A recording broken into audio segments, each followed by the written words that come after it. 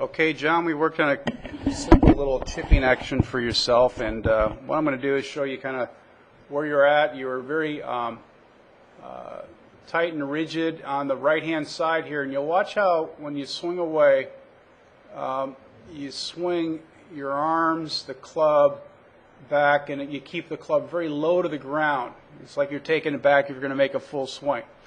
And it continues back to about right here, like you're going to go ahead and make about a 40-yard pitch shot. In actuality, I was having you pitch it about 10 yards.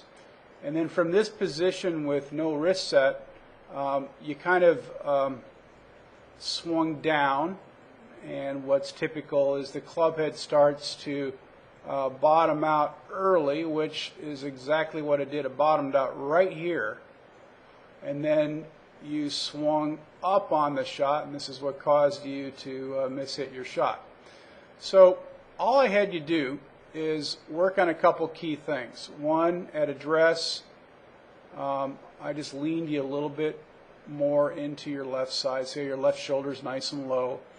And then I asked you to kind of do this, and I just demonstrated by back cocking the right wrist and not having much arm swing. I'm showing too much arm swing there. I want you to feel like your handle pretty much stays right where it's at, or actually moves a little bit more to the left, and you just wrist cock and let it fall down on it. Okay, so I had you feel that sensation of wrist cocking and falling down on it and finishing nice and low with it out in front. And then I asked you to go ahead and do that. And so at first you're still trying to swing your arm too much, so I had to hold your arm there so you could just back hinge with the wrist and then let the club fall down on the strike.